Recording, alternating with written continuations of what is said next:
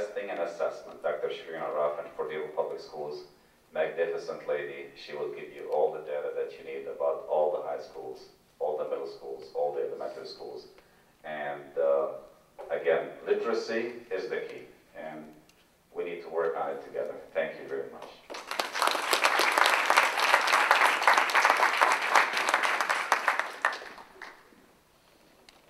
Thank you, Mr. Jafaar. At this moment, we're going to open the floor for questions. I'm a student from the University of Michigan. I'm pretty sure you're familiar with our work of Doors of Opportunity. We brought until 40 students to the university. Alright, so we brought students from Edsel Fort, about 50 students, to the University of Michigan, try to expose them to the academic culture on campus. And then our work, try to encourage students to apply to the University of Michigan, particularly do all high school to get there. When we brought the 54 students, about 7 of them were Yemen. Actually 7 of them were Yemen. I just want to know, was that like just by design, or were there not enough students of Yemen in order to not to come to that Camp Day trip? Because those students are supposed to be like the top of their class to try to go to the University of Michigan, or just I think we're just over a 3.5 GPA. We did go by the GPA ranking. Yes. The question, if you did not hear him, University of Michigan Ann Arbor, through the Arab Student or Doors of Opportunity, wonderful organization, sponsored a day at U of M Ann Arbor, and we were fortunate to send 50 students to U of M Ann Arbor. The question is, there were like 7 out of the 50 students who are Yemeni students. How did we pick these students? The counselors were given the charge of putting a list together, and yes, we did go by the GPA. And also, sometimes the schedule is not conducive. Some of our students, you know, they go to DCMSDs, which is the Tier 1 Center for Math, Science, and Technology, and other students have other things to do on that day. So the high school day is very complicated. It's not, as you know, it's not straight shot like elementary or middle school. But as far as your second part of the question about the academic achievement, first and foremost, I am very proud of our young ladies, the Yemeni young ladies.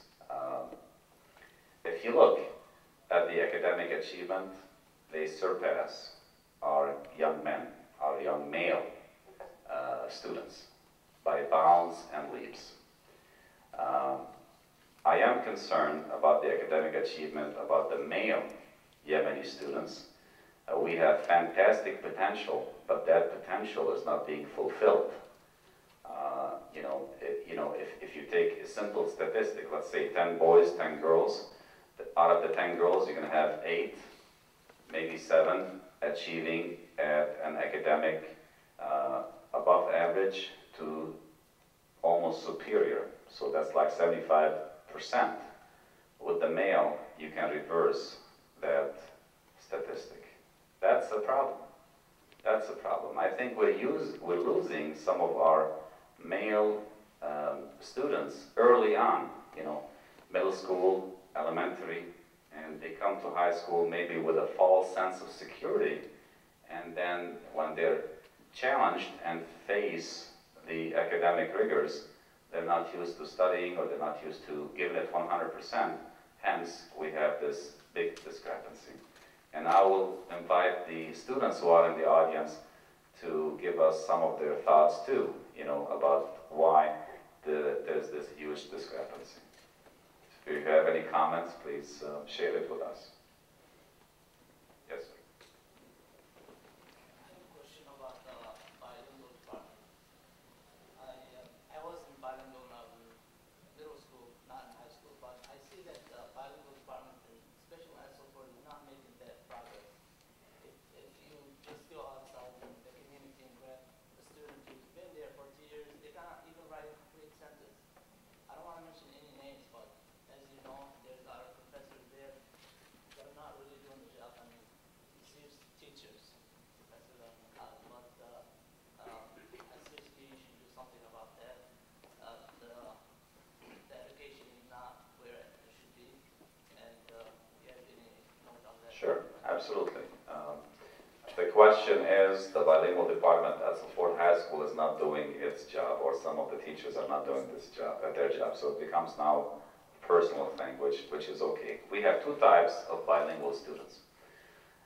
Students who come from overseas with a solid academic background and no English, and students who come to us from a very deprived educational background where they are illiterate in their own language and top it with no English. So let's talk about the first group first. Kids who come from a solid background with no English. We've had many success stories, huge success stories, you know, finished college, became engineers, doctors who went through the bilingual program at Fort High School. And the challenge still remains now with the students who come illiterate to us. And now we start measuring what? Academic achievement. So if the kid is reading at first grade level and spends 2 years in high school, and when he or she finishes,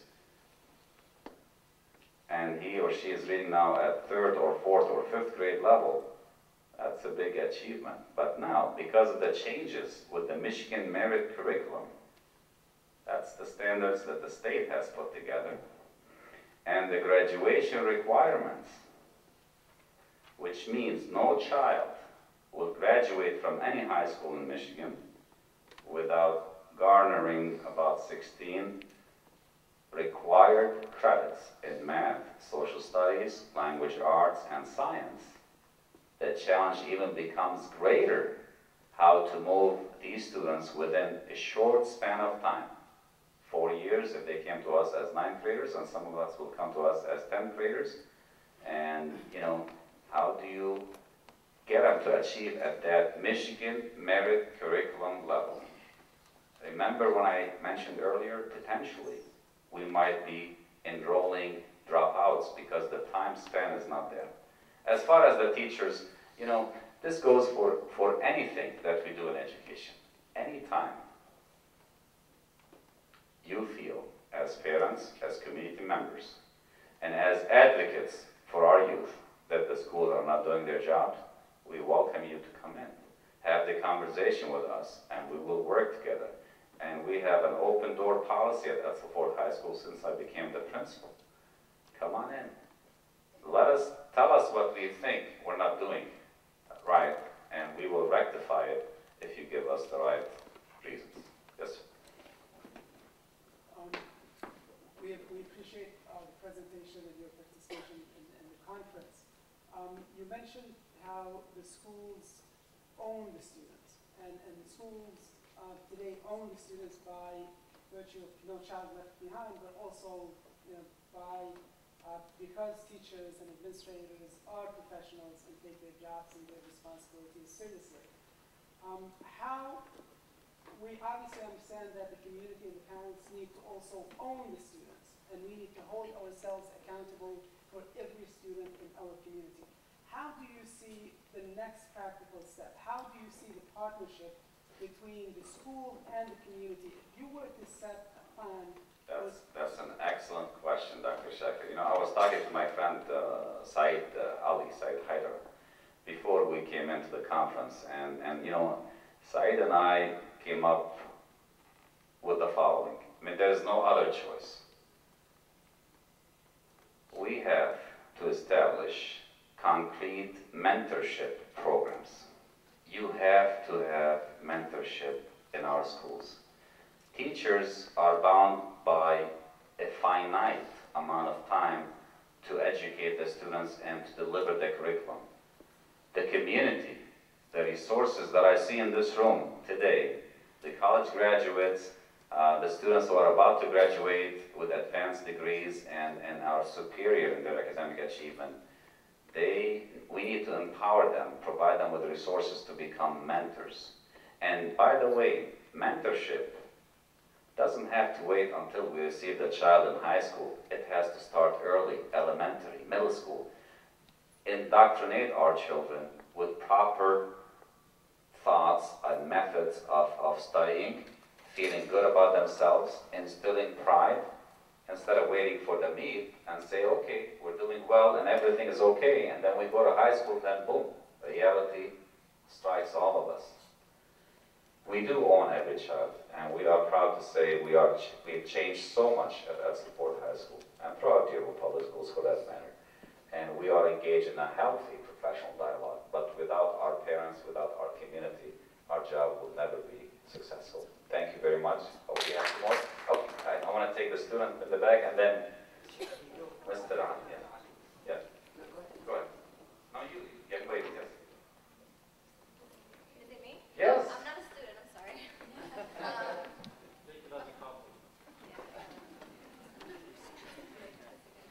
Okay, so you mentioned one of the causes being literacy for being students.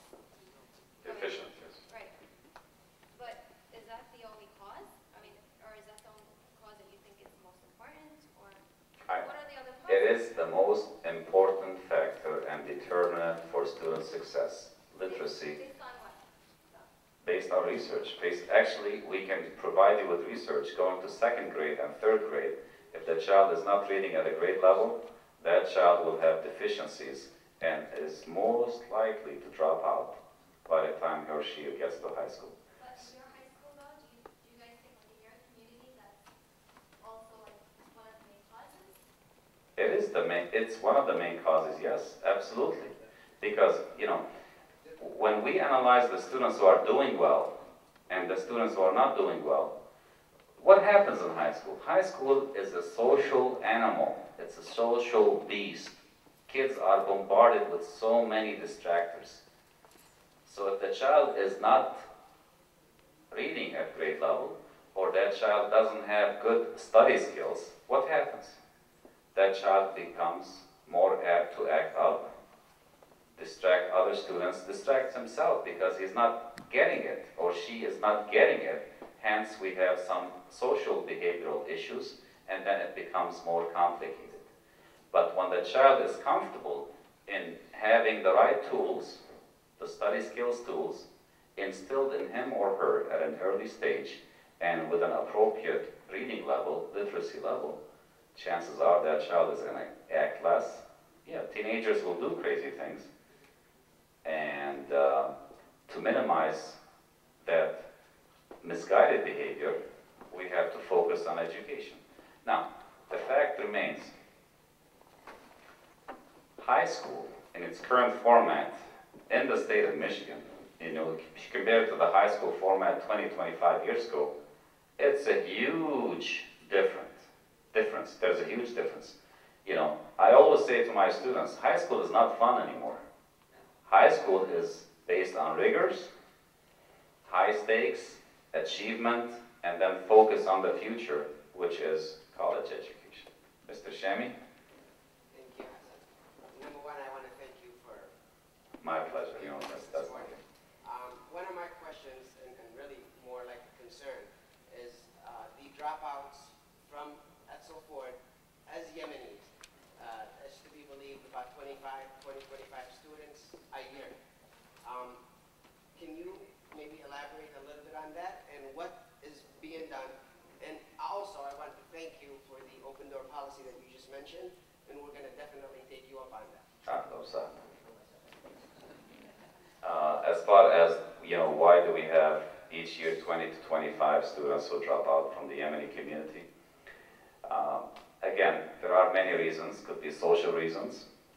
The child needs to work to sustain his family, and that's my heartbleed every time we see a situation like this. Mainly new immigrants. They come in, they have nobody, and as you know, with the state, assistance program being cut and cannibalized, and there's nothing out there, many students feel they have to work. I have students who work till 3 o'clock in the morning, and then they come in with eyes shut, 7:15 in the morning, sitting in the classroom, not being able to do anything. So we try to help as much as we can, but the fact is, that child is doomed from the beginning. That's why the organizations, mentorship, sponsorship, having a resource and a platform of help will help a lot. And every child we lose is a loss to the community, is a loss to the school. And we do our best. Now, many people think it's the school's fault if a child doesn't succeed. I take my charge very seriously, and I take it not only seriously, I take it personally.